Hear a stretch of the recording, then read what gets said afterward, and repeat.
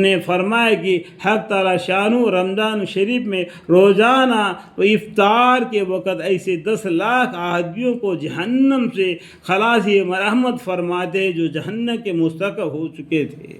اور جب رمضان کا آخری دن ہوتا ہے تو ایک رمضان سے آج تک جس قدر لوگ جہنم سے آزاد کیے گئے تھے ان کے برابر اس ایک دن میں آزاد فرما دیتے ہیں الحمدللہ۔ آخری رات میں دیکھو ہماری امت کے لیے اللہ تعالیٰ نے کتنا ثواب عطا فرمایا۔ ایک اور بھی حدیث ہے، میں اس کا دلیل میں تو دے نہیں سکتا ہوں، سنی ہوئی بات ہے، موسیٰ علیہ السلام نے بھی اور باقی پیغمبروں نے بھی یہ دعا مانگے، یا اللہ ہمارے آخری نبی محمد صلی اللہ علیہ وسلم کے زمانے میں ہمیں معمولی انسان کر کے پیدا فرما۔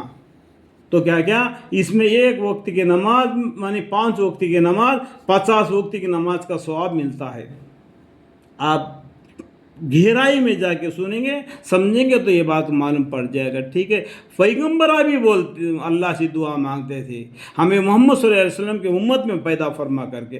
آج ہم محمد صلی اللہ علیہ وسلم کے امت میں ہے، لیکن کس قدر ہم پیچھے پڑے ہیں۔ ہر آدمی اپنے گریبان میں منہ ڈالنے سے معلوم کر سکتا ہے کہ میں بولنے کی ضرورت نہیں پڑی، میں خود ہی گنہگار ہوں تو میں آپ کو کیا بتاؤں، ٹھیک ہے۔ اور جس رات شب قدر ہوتی ہے تو حق تعالی شانو حضرت جبرائیل علیہ السلام کو حکم فرماتے ہیں کہ وہ فرشتوں کے ایک بڑے لشکر کے ساتھ زمین پر جو اترتے ہیں ان کے ساتھ ایک سبزہ جھنڈا ہوتا ہے جس کو کعبہ کے اوپر کھڑا کرتے ہیں، اور حضرت جبرائیل علیہ السلام والسلام کے 100 بازو ہے، 100 بازو اسی رات میں کھولتے ہیں جس کو مشرق سے مغرب تک پھیلا دیتے ہیں۔ اتنا بڑا فرشتہ ہے، تو یہ فرشتہ اتنا بڑا ہے تو اللہ کتنا بڑا ہے، اللہ کا عرش کتنا بڑا ہے۔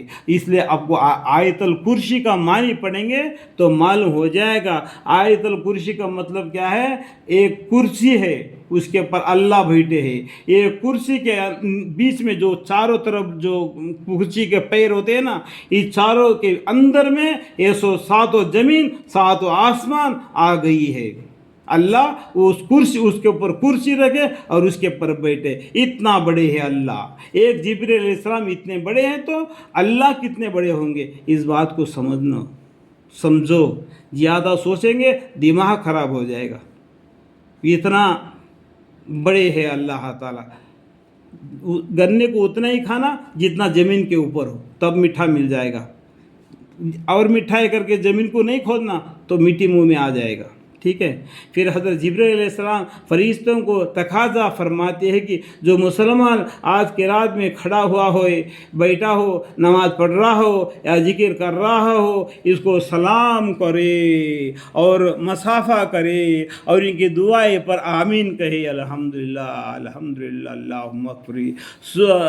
سبق لگ یہی حالت صبح تک یہی حالت رہتی ہے۔ جب صبح ہو جاتی ہے تو جبرائیل علیہ السلام آواز دیتے ہیں کہ اے فرشتوں کی جماعت آپ کوچ کرو، یعنی کوچ کا مطلب کیا ہے؟ چلو پھر واپس اوپر آسمان کی طرف اور چلو۔ فرشتے حضرت جبرائیل علیہ السلام سے پوچھتے ہیں کہ اللہ تعالیٰ نے احمد، یہاں پر دیکھو احمد لکھا ہوا ہے، محمد صلی اللہ علیہ وسلم ہے نا، یہاں پر کیا بولا؟ احمد صلی اللہ علیہ وسلم کی امت کے مومنین کی حاجتوں اور ضرورتوں میں کیا معاملہ فرمایا؟ وہ کہتے ہیں کہ اللہ تعالیٰ نے ان پر توجہ فرمائی اور 4 شخصوں کے علاوہ سب کو معاف فرما دیا۔